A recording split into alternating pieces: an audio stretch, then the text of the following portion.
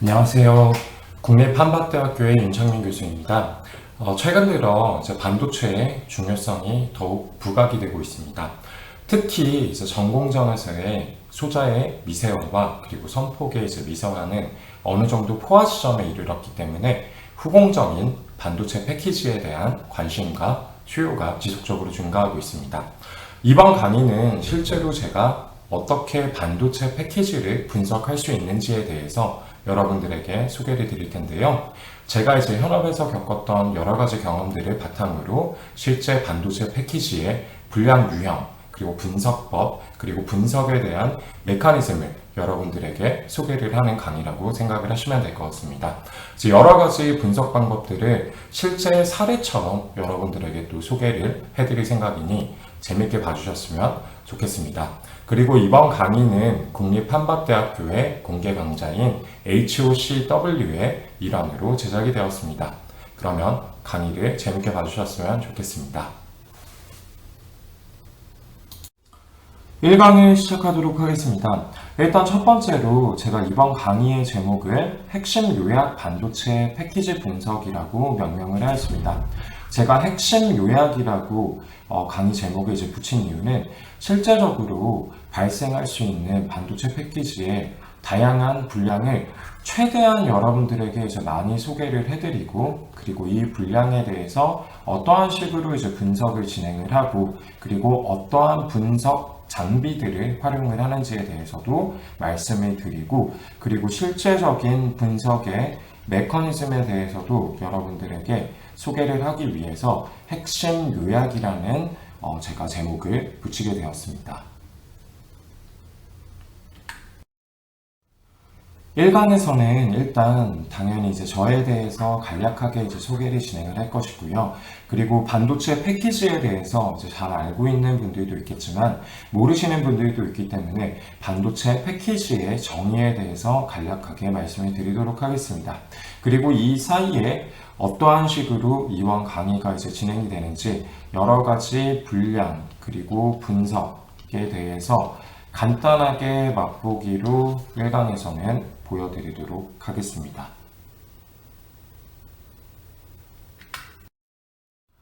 일단 저에 대해서 간략하게 좀 소개를 하려고 하는데요. 저의 이전 강의를 보신 분들은 저에 대해서 알고 계실 텐데요. 저는 다양한 국가들을 제가 경험을 했었고요. 한국과 그리고 미국 그리고 일본에서 이제 거주를 했었습니다. 그리고 이제 한국에 돌아와서 제가 이제 박사학위를 땄고요. 그리고 이제 S전자에서 TSP 총괄, 즉 반도체 패키지를 담당하는 사업부죠. 여기서 이제 근무를 했었고요. 그리고 21년부터는 한밭대학교 화학생명공학과에서 현재 재직 중에 있습니다. 그리고 여러 가지 이제 논문들을 썼었는데, 사실 반도체 패키지 분량 분석에서는 이렇게 여러 가지 논문들을 사용을 하면서 쓰면서 제가 진행을 했었던 다양한 분석의 경험들이 이제 여러 가지가 도움이 됐었고요. 그러한 것들을 기반으로 여러분들에게 분량 분석의 메커니즘 그리고 장비에 대해서 제가 소개를 해드리도록 하겠습니다. 그리고 이제 현업에 대해서 여러분들한테 말씀을 드리려고 하는데요. 저는 이제 S전자의 DS 부문 TSP 총괄에서 이제 근무를 했었고요. 근무를 할 때 책임 엔지니어로 근무를 했었습니다. 그리고 5년과 이제 천안사업장에서 근무를 했었고요. 다양한 업무들을 이제 진행을 했었습니다. 제가 회사를 그렇게 오래 다니진 않았지만 어찌됐든 운 좋게 공정, 분석, 그리고 이제 개발까지 진행을 했었고요. 제가 이제 기술팀에 있을 때는 여러 가지 이제 엔지니어링에 대해서 이제 살펴볼 수 있는 그런 기회가 됐었고, 그리고 제품들도 굉장히 다양하죠. 파운드리 제품, AP와 같은 제품, 그리고 낸드와 메모리 같은 그런 제품들을 이제 살펴봤었고, 컨벤셔널 패키지, 그리고 어드밴스드 패키지에 대해서도 살펴보았습니다. 그리고 반도체 패키지의 실제적인 분량 분석을 이제 제가 배웠던 거는 분석 기술팀에서 이제 배웠다고 말씀을 드릴 수가 있는데요. 제가 이미 알고 있었던 그러한 이제 분석 설비에 대한 그런 지식도 있었지만 정말 회사에서 이제 많은 부분들을 배웠었습니다. 그래서 개인적으로 굉장히 회사에도 많이 감사하다고 생각을 하고 있고요. 여기서 이제 제가 배웠던 것들이 이제 정말로 실제적인 물리 분석 방법, 그리고 이제 정기적인 그런 분석 방법, 더해서 제가 원래 가지고 있던 화학적인 분석 방법과 표면 분석에 대해서도 이제 배웠었고, 무엇보다 중요한 것이 이제 어떠한 식으로 분량 분석을 진행을 하고 메커니즘을 수립을 하는가, 이 분량이 왜 남는가에 대해서 이제 파악을 하는 거에 대해서 많이 배울 수 있었던 그런 시간인 것 같습니다. 그리고 이제 마지막에 패키지 소재 개발팀에 이제 있었는데요. 이제 다양한 소재들에 대해서 경험을 해봤었고요. 그리고 이제 다양한 업체들과 함께 일을 했었기 때문에 그러한 이제 현업적인 부분에서도 제가 경험들을 해봤었다라는 거를 다시 한번 소개를 해드립니다. 그리고 저는 뭐 아시는 분들은 아시겠지만 유튜브 채널을 이제 운영을 하고 있고요. FCML이라는 채널을 운영을 하고 있습니다. 그래서 FCML이 뭐냐라고 한다면 Functional Chemical Materials Laboratory라고 기능성 화학 소재 연구실이라고 제가 이제 명칭을 하였고요. 이 채널에서는 이제 다양한 반도체 패키징 강의 및 그리고 반도체 패키지 분석 관련 영상을 이제 게재를 하고 있기 때문에 여러분들이 이렇게 실제적으로 반도체 패키지를 열어보고 오픈을 해보고 이러한 강의들도 존재를 하기 때문에 관심이 있으시면 한번 봐주시면 감사할 것 같습니다. 당연히 이번 강의는 분석에 대해서 이제 말씀을 드리는 거기 때문에 제가 반도체 패키지의 정의에 대해서 이제 소개를 하기 전에 이 분석에 대한 것은 뒤에 강좌들에서 뒤에 차시들에서도 이제 나오겠지만 일단 간략하게 여러분들에게 말씀을 드린다면 일단 분석이라는 거의 정의에 대해서 좀 생각을 해본다면 분석은 나눌 분, 쪼갤 석이라고 합니다. 그래서 이 한자로 표현을 했을 때 나누고 쪼개는 것이 이제 분석이다라는 것인데 실제적으로 저희가 분석을 진행하기 위해서는 굉장히 미세하게 이제 다양한 설비들을 이제 활용을 해서 여러 가지의 저희가 조각난 파편들, 즉 증거들을 모아서 하나의 증거로 만든 다음에 왜 불량이 발생했는지, 왜 이러한 현상이 발생했는지에 대해서 저희가 설명을 해야 되기 때문에 나누고 쪼갠 뒤에 그 결과들을 다시 취합하는 과정을 분석이다 라고 표현을 할 수가 있겠고요. 개념, 대상 및 표상 등을 그것의 부분이나 이제 요소로 분해하는 것을 이제 말한다. 이거는 이제 사전적 정의죠. 그래서 부분적으로 주요한 요소들을 추출하여 그러한 것들의 상호 관계를 파악하는 것이다 라고 생각을 할 수가 있겠습니다. 그리고 반도체 패키지에서 저희가 정말 다양한 이제 분석법을 활용을 하는데요. 표면 분석, 그리고 전기 분석, 형상 분석, 그리고 이제 물리적 분석을 진행을 합니다. 그래서 제가 이제 실제 약간의 사진들을 가져왔는데요. 표면 분석 같은 경우에는 이렇게 FTIR을 통해서 저희가 분석을 진행을 하고요. 그리고 전기 분석 같은 경우에는 이러한 식으로 이제 IV 커브를 살펴본다든지, 저항을 살펴본다든지 하는 방식으로 진행이 됩니다. 그리고 형상 분석 같은 경우에는 여러분들이 아마 잘 알고 계실 텐데요. TM이라든지 SEM이라든지 이러한 식으로 저희가 이제 살펴볼 수 있는 작은 단위를 살펴볼 수 있는 그런 전자 현미경을 이제 많이 활용을 하고요. 물리적 분석 같은 경우에는 지금 여기 아래쪽에 보이는 패키지는 EMC를 제거한 상태입니다. 그렇기 때문에 실제적으로 칩의 내부를 저희가 살펴보기 위해서 여러 가지 화학적 처리 혹은 물리적 처리, 폴리싱을 진행을 하는 방법을 통해서 패키지를 열어본 다음에 분석을 진행한다라고 생각을 할 수가 있겠습니다. 그래서 실제적인 이제 분석은 반도체 패키지의 분석 같은 경우에는 비파괴와 파괴 분석으로 이제 구분이 됩니다. 그래서 여러분들이 뒤에서 비파괴와 파괴 분석에 대해서 제가 여러 가지 사례들을 소개를 할 텐데요.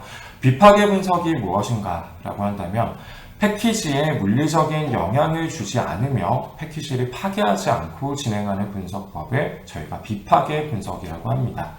그리고 파괴 분석 같은 경우에는 패키지를 파괴하여 불량의 원인을 이제 확인하는 분석법이고요. 일반적으로 비파괴 분석을 우선 진행을 한 뒤에 파괴 분석을 통해 상세한 불량의 원인을 확인합니다.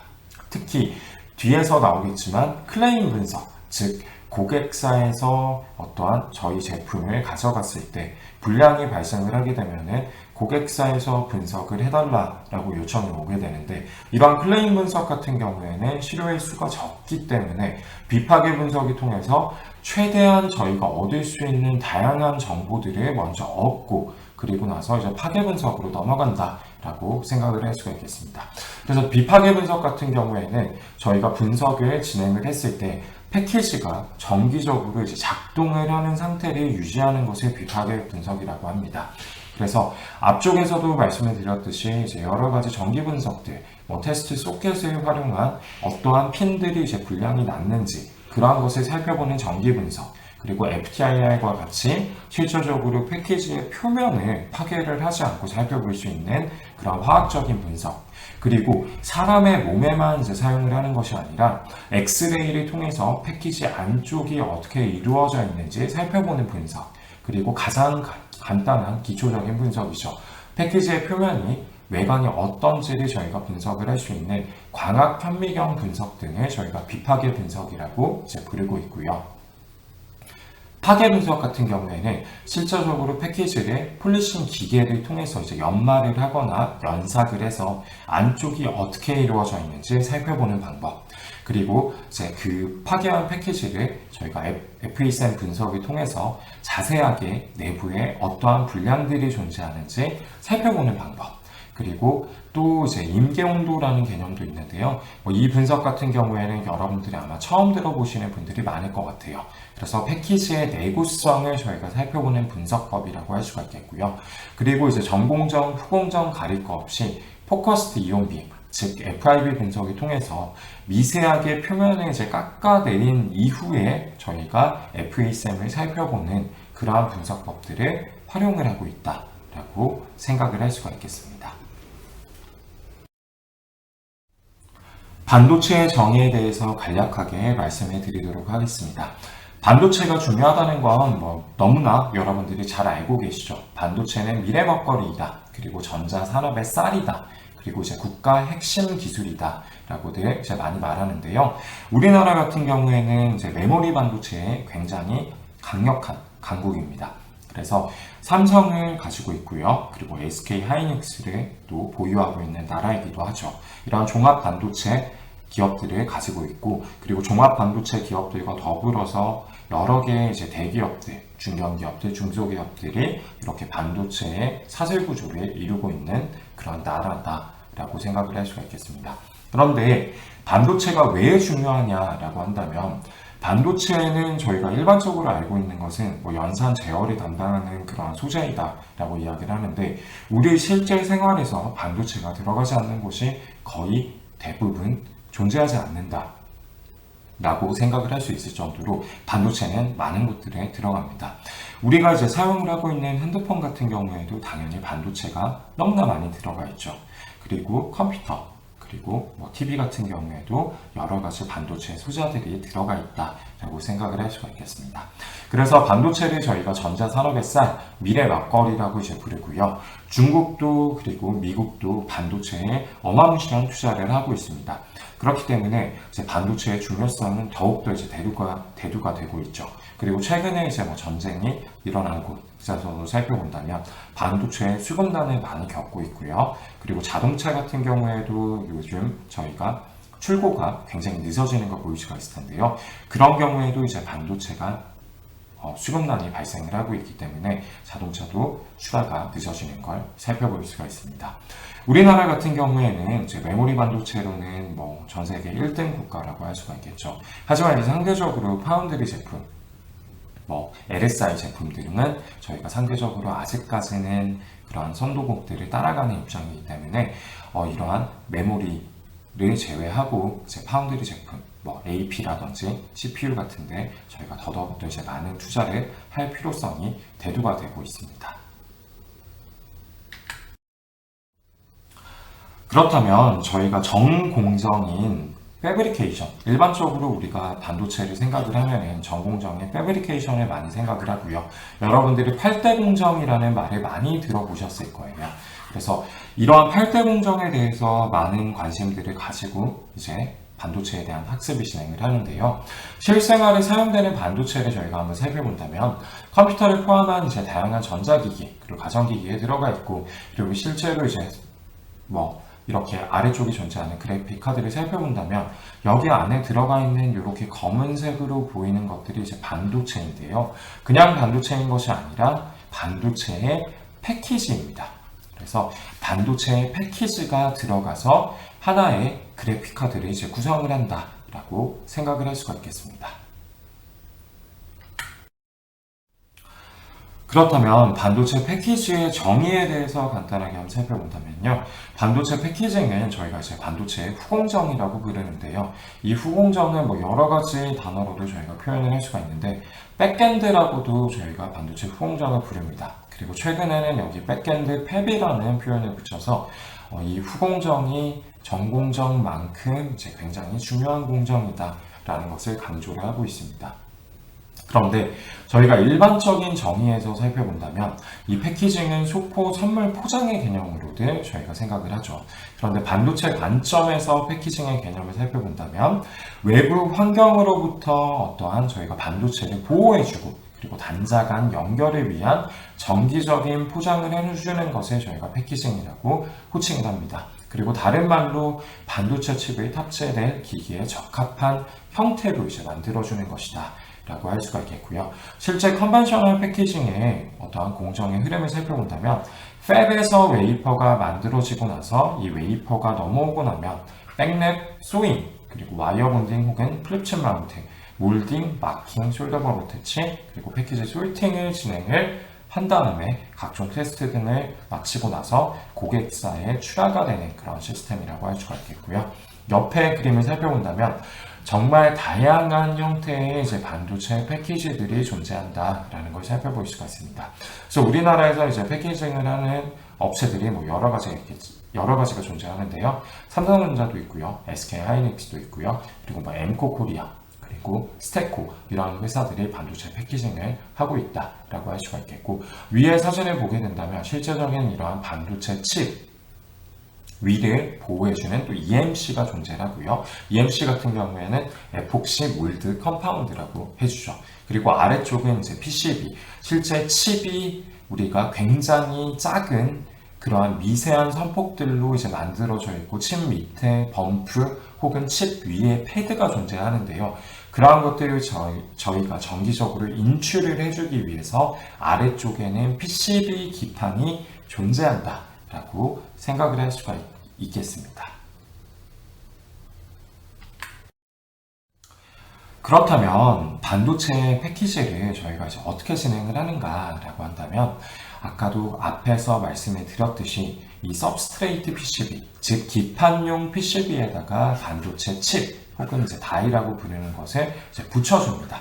그리고 저희가 살펴본다면은 요것은 이제 서브스트레이트 PCB에 저희가 칩이 들어가는 그러한 면을 저희가 살펴보고 있는데요. 살펴본다면 굉장히 미세하게 이런 식으로 어떤 구성이 되어 있는 걸 살펴볼 수가 있고요.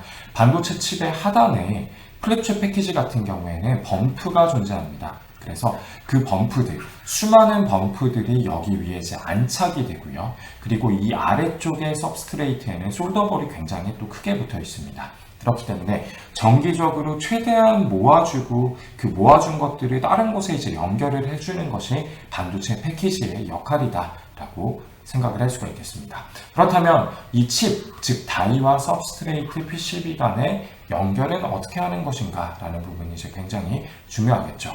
그래서 그거에 대해서 다음 장에서 살펴보도록 하겠습니다.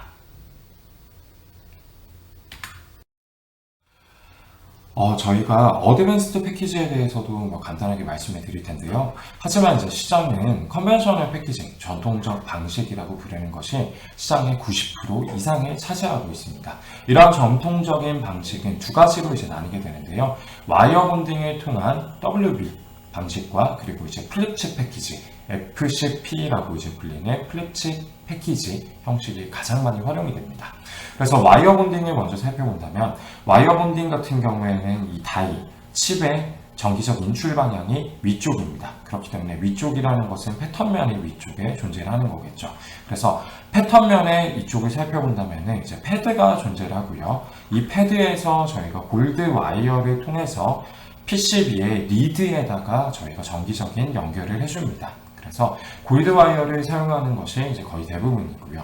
그 외에 구리선과 이제 은선을 활용을 하려고 하고 있는데 구리선과 은선 같은 경우에는 당연히 산화가 잘 되겠죠. 그리고 산화가 잘 된다면 어떤 정기적인 성능이 굉장히 저하가 됩니다. 그렇기 때문에 가장 어떠한 내식성이 좋고 그리고 내화학성이 좋고 정기적으로도 우수한 금선을 많이 활용을 한다 라고 생각을 할 수가 있겠고요. 플랩체 패키지 같은 경우에는 정기적인 추이 방향이 제 아래쪽입니다. 그래서 다리의 아래쪽에 저희가 솔더 범프 혹은 조그마한 솔더볼을 붙여서 이제 아래쪽에 기판 PCB를 통해서 밖으로 정기적인 인출을 해준다라고 생각을 할 수가 있겠고요. 이렇게 이제 인출을 해주게 될 때 이 솔더볼을 통해서 저희가 흔히 알고 있는 커다란 마더보드 혹은 그래픽 카드에 PCB로 연결을 해준다라고 생각을 할 수가 있겠고요. 솔더 범프 같은 경우에는 이제 SN, AG, CU가 이제 주를 이루고 있는 SAC라고 하는 그런 금속 화합물을 사용을 한다라고 생각을 할 수가 있겠고, 예전에는 납을 많이 활용을 했었는데요. 납 같은 경우에는 당연히 중금속이기 때문에 저희에게 굉장히 좋지 않겠죠. 그래서 이런 납을 활용하지 않는 방식을 최근에는 거의 100% 활용을 하고 있다라고 생각을 할 수가 있겠습니다. 어드밴스드 패키지에 대해서도 간략하게 살펴볼 텐데요. 어드밴스드 패키지 같은 경우에는 컨벤셔널 패키징과는 조금 다른 방식입니다. 가장 최근에 많이 주목을 받고 있는 패키징 방식이죠. 그래서 진화된 패키징 방식이라고 생각을 할 수가 있겠고요. 어드밴스드 패키지를 대표하는 기술을 몇 가지를 살펴보자면 TSB, 그리고 WLP, 그리고 PLP가 존재합니다. TSB 같은 경우에는 스루 실리콘 비아라고 하는 기술인데요. 칩 내부에 직접 관통하는 기술로 빠른 정기적 장점 및 다단 구조에도 유리하다. 그리고 TSB를 통해서 만들어지는 대표적인 제품이 이 HBM, 즉 하이 밴드위스 메모리라고 하는 서버용으로 주로 활용이 되는 그런 제품이 있습니다. 그래서 밑에 그림을 살펴본다면 TSB 같은 경우에는 이렇게 칩 안에 직접적으로 관통하는 비아들이 존재하기 때문에 정기적으로 굉장히 빠르게 인출을 할 수가 있죠. 그래서 플랩칩이랑 비슷하다고도 이야기를 할 수 있겠지만, 플랩칩 같은 경우에는 다단으로 적층하기 위해서는 POP, 패키지온 패키지 구조를 주로 활용을 하게 됩니다. 그래서 HBM이 정기적으로 훨씬 더 빠른 인출이 가능하다라는 장점이 있고요. 두 번째가 가장 중요한 WLP인데요. WLP는 웨이퍼 레벨 패키지를 의미를 합니다. 그렇다면 웨이퍼 레벨 패키지가 왜 중요한가라고 한다면 더 이상 PCB 서브스트레이트 기판을 사용하지 않습니다. 그렇기 때문에 칩 밑에 이렇게 패키징을 하는 업체에서 리디스트리뷰션 레이어라고 하는 RDL 레이어를 직접적으로 만들어냅니다. 즉 전공정에서 했던 것처럼 포토 공정, 그리고 메탈 배선 공정 등을 패키징에서 직접적으로 진행을 하는 거죠. 그래서 이 WLP 같은 경우에는 현재 TSMC에서 가장 앞서가고 있습니다. 그래서 우리나라에서도 삼성전자와 하이닉스가 WLP를 하려고 지금 노력을 굉장히 많이 하고 있고요. 그래서 WLP 같은 경우에는 바로 웨이퍼의 다이에, 즉 칩의 정기적 배선을 만들어버리는 기술이기 때문에 다단적 층에도 장점이 생기고, 그리고 생산성에 있어서도 훨씬 더 유리해진다라고 생각을 할 수가 있겠습니다. 그리고 이 WLP보다 조금 더 대면적화된 패키징 기술을 살펴본다면 패널 레벨 패키지가 존재하죠. 그래서 삼성전자에서 주로 하는 방식인데요. 패널에 다이를 부착을 한 다음에 배선을 만들어버리는 기술입니다. 그렇다면 웨이퍼의 크기가 한 요 정도라고 한다면 패널 레벨 같은 경우에는 웨이퍼 레벨 패키지보다도 훨씬 더 많은 칩들을 한꺼번에 작업을 할 수가 있죠. 현재 이루어지고 있는 컨벤셔널 패키지 같은 경우에는 PCB가 한 요 정도 크기로 보면 될 것 같습니다. 그렇기 때문에 대면적화하는데 웨이퍼 레벨 패키지와 패널 레벨 패키징이 훨씬 더 유리하고요. 대면적화를 함으로써 가격적인 장점과 한꺼번에 많이 만들어낼 수 있는 장점, 그리고 배선을 해버리기 때문에 칩을 훨씬 더 컨벤셔널 패키지보다 얇게 만들 수 있는 그러한 장점들을 가지고 있는 것이 어드밴스드 패키지라고 생각을 할 수가 있겠습니다. 조금 더 어드밴스드 패키지에 대해서 이야기를 해볼 텐데요. 어드밴스드 패키지는 패닝과 팬아웃 패키지가 존재합니다. 그래서 WLP를 저희가 이야기를 한다고 생각을 하시면 될 것 같고요. 이 웨이퍼 레벨 패키지는 주로 두 종류로 구분이 되는데, 앞서서도 말했듯이 패닝과 팬아웃의 형태가 존재합니다. 패닝 같은 경우에는 칩의 크기가 RDL, 즉 밑에 배선을 해주는 기판의 크기와 동일하다라고 라고 생각을 할 수가 있겠죠. 그래서 이 칩이 지금 파란색이라면 밑에 기판과 크기가 동일하죠. 그래서 길이가 동일한 상태로 지금 만드는 것을 우리가 펜인이라고 부르고요. 펜아웃 패키지 같은 경우에는 칩보다 밑에 기판이 더 넓습니다. 그 말인즉슨 밑에 기판이 더 넓다는 것은 RDL의 크기가 칩보다 크기 때문에 더 많은 이러한 정기적인 단자를 배선을 할 수가 있고요. I/O 단자의 수를 이제 늘릴 수 있는 점이 유리하다. 그리고 칩이 작아도 되기 때문에 하나의 웨이퍼에서 나오는 칩의 수가 많아집니다. 그렇기 때문에 경제적으로도 훨씬 좋겠죠. 그리고 속도도 당연히 칩에서 인출을 할 수 있는 이 전기 배선의 단자가 늘어나기 때문에 훨씬 더 빠른 작동을 할 수가 있다라고 생각을 할 수가 있겠습니다. 그래서 어드밴스드 패키징은 이런 식으로 펜인과 펜아웃의 구조를 가지고 있는 패키지가 주로 제작이 된다라고 생각할 수가 있겠습니다. 그리고 컨벤셔널 패키징과 그리고 어드밴스드 패키지 같은 경우에는 이제 공정의 단위가 차이가 나는데요. 제가 앞에서도 이야기를 했지만 어드밴스드 패키지 같은 경우에는 웨이퍼 단위로 진행이 되기 때문에 이 캐리어 웨이퍼라는 곳에 패턴 웨이퍼를 붙인 다음에 웨이퍼 단위로 공정이 진행이 된다라고 생각을 할 수가 있겠습니다. 그리고 컨벤셔널 패키지 같은 경우에는 PCB 단위로 공정이 진행이 됩니다. 그렇기 때문에 우리가 이 웨이퍼를 생각을 해본다면 여기 안에 이제 수백 개 칩이 들어가 있겠죠. 근데 PCB 단위 같은 경우에는 수십 개의 칩밖에 한꺼번에 저희가 공정을 진행을 할 수가 없기 때문에 어드밴스드 패키징으로 저희가 계속 넘어가는 이유가 더 많은 칩들을 더 작게 만들고 더 얇게 만드는 데 유리하기 때문에 어드밴스드 패키지가 더욱더 주목을 받고 있다라고 생각을 할 수가 있겠습니다. 그리고 저희가 이제 2강에서부터는 실제적인 분량의 유형을 살펴볼 텐데요. 그거에 앞서서 이제 마지막으로 어드밴스드 패키지와 컨벤셔널 패키지의 공정의 차이를 한번 살펴보도록 하겠습니다. 컨벤셔널 같은 경우에는 웨이퍼, 그리고 백랩, 소잉, 그리고 와이어 본딩, 플립칩 마운트, 몰딩, 마킹, 솔더블 어태치, 패키지 솔팅, 그리고 각종 테스트가 끝나면 이제 출하가 된다라고 말씀드렸었고요. 어드밴스드 패키지 중에서 웨이퍼 레벨 칩 스케일 패키지를 살펴본다면 일단은 캐리어 웨이퍼라는 게 이제 존재한다고 하였죠. 거기 위에다가 이렇게 칩들을 올려놓습니다. 칩들을 올려놓은 상태에서 웨이퍼를 이제 몰딩을 해줍니다. 그래서 이 공정 같은 경우에는 몰드 퍼스트 공정이라고 생각을 해주면 될 것 같고요. 그리고 난 다음에 캐리어 웨이퍼를 다시 제거를 해주고 그 밑에 이제 RDL을 배선을 해주고 거기에 솔더블 어태치까지 이제 맞춰줍니다. 그리고 나서 패키지를 하나하나 나눠주게 되면 우리가 흔히 알고 있는 반도체 패키지가 나온다 라고 생각을 할 수가 있겠습니다.